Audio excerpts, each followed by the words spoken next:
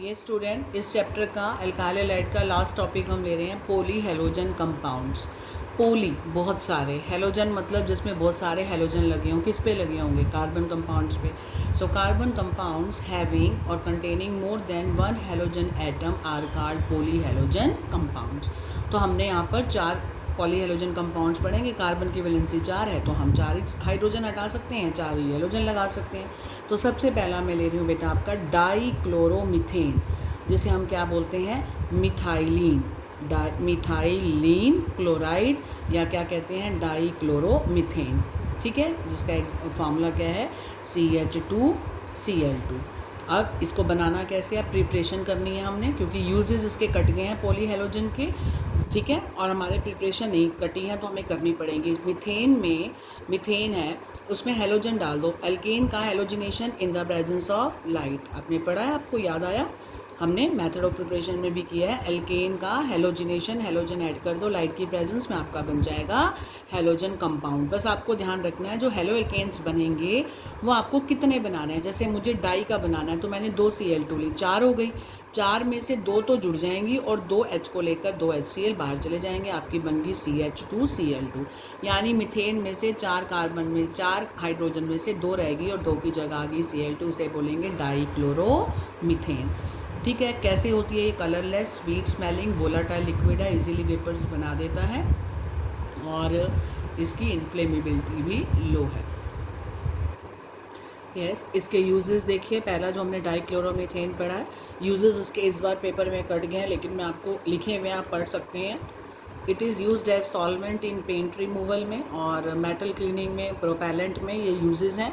आपके इस बार यूजेस और इनके इफ़ेक्ट्स कट चुके हैं। ठीक है, फिजियोलॉजिकल इफ़ेक्ट क्या है कि उसका हमारी बॉडी पे क्या इफ़ेक्ट होता है। जैसे कि अगर इसकी कंसनट्रेशन लो है तो थोड़ा सा विज़न में फ़र्क पड़ता है।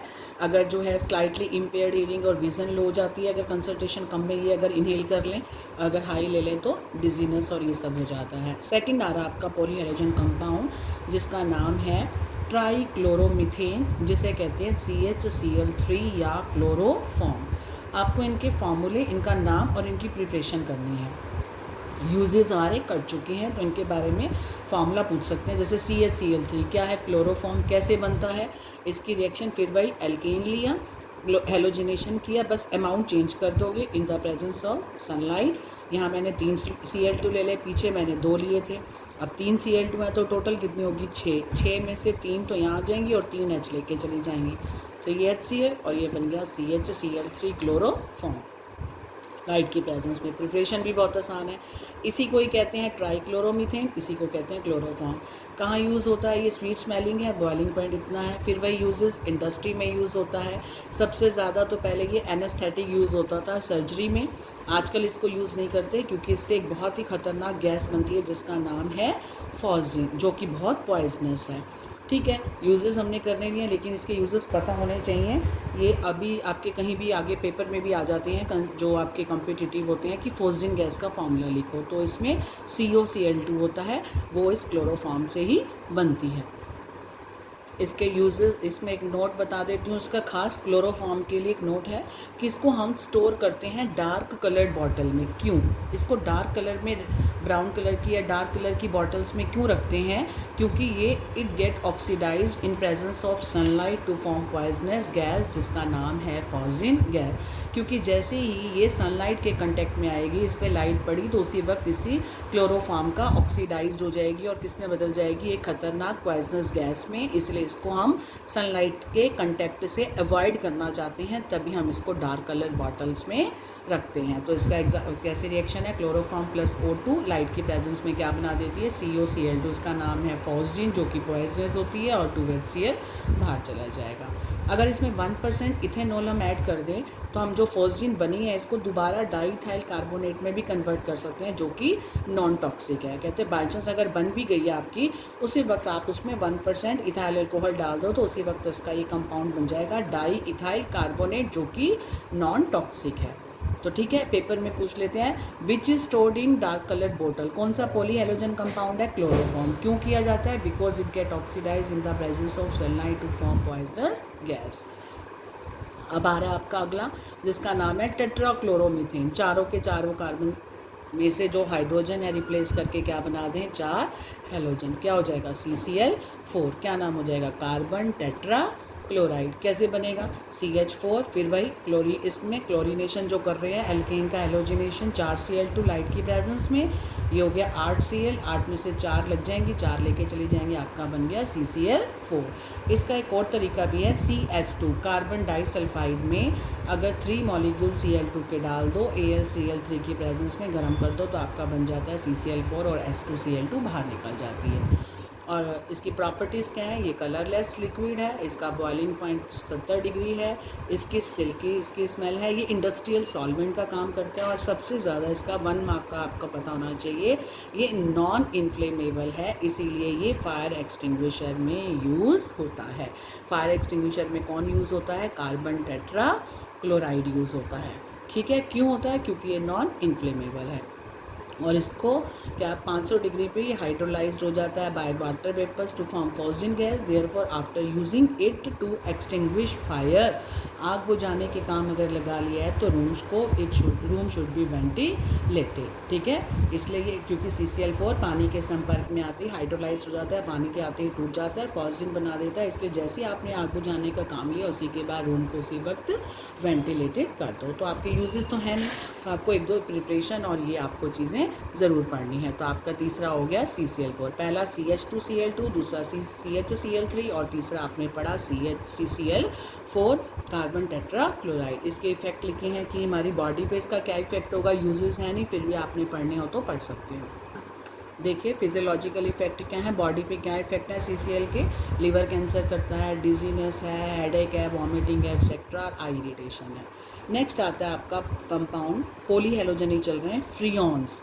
फ्रियॉन्स किसे कहते हैं, the chlorofluorocarbon compounds of methane and ethane are called freons. Clear हो गया, the chlorofluorocarbon compounds of methane and ethane are called freons. कैसे, प्रिपरेशन देख लो पहले, कार्बन टेट्राक्लोराइड CCl4 में एंटीमनी ट्राइफ्लोराइड SbF3 डालेंगे, हीट किया, इसमें से Sb और Cl3 तीन मॉलिक्यूल निकल के ये बन गया आपका CCl2F2 तीन मॉलिक्यूल। देखो इस कार्बन के साथ कौन जुड़ा हुआ है, 2 क्लोरीन और 2 फ्लोरीन, तो हम इसे क्या कहेंगे, chloro fluoro compounds of carbon, तो इसे हम क्या कहते हैं, फ्रीऑन्स।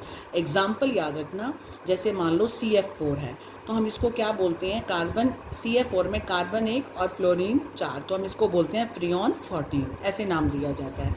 CF3Cl, आपने CF3 को ही देखना है, Cl का यहाँ पर आपने काउंट नहीं करना। CF3Cl को क्या बोलेंगे, फ्रीऑन। फ्रीऑन तो क्यों बोला, क्योंकि क्लोरो फ्लोरो दोनों है, इसका नाम क्या चलेगा, फ्रीऑन -13, क्योंकि कार्बन 1 और फ्लोरीन 3 13 हो गया। इसका नाम क्या है, CF2Cl2, इसे क्या कहेंगे, फ्रीऑन 1 और 2 12। इसे क्या कहेंगे, CFCl3 है तो ये भी फ्रीऑन, इसका नाम क्या हो जाएगा, freon 11।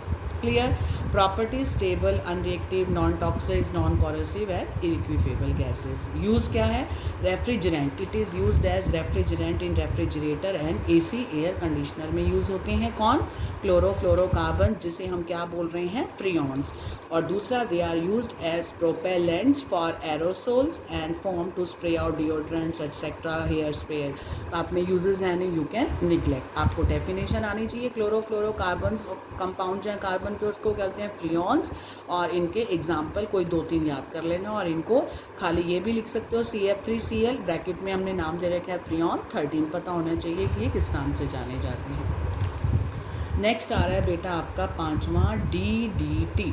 What is DDT, full form, di chloro diphenyl trichloroethane. अब मैं आपको समझाती हूँ इसका नाम कैसे देना है, देखिए ध्यान से आपने, यहाँ मैं आपको बता रही हूँ, DDT, इसमें मैं वर्ड ले रही हूँ, डाई क्लोरो डाईफिनाइल ट्राईक्लोरोइथेन। क्या करना है, इसमें क्या करते हैं, क्लोरोबेंजीन ली, ये हमने ली, 2 मॉलिक्यूल्स हम लेते हैं क्लोरोबेंजीन के, ये ले लिया क्लोरोबेंजीन, ये ले लिया क्लोरोबेंजीन, ठीक है।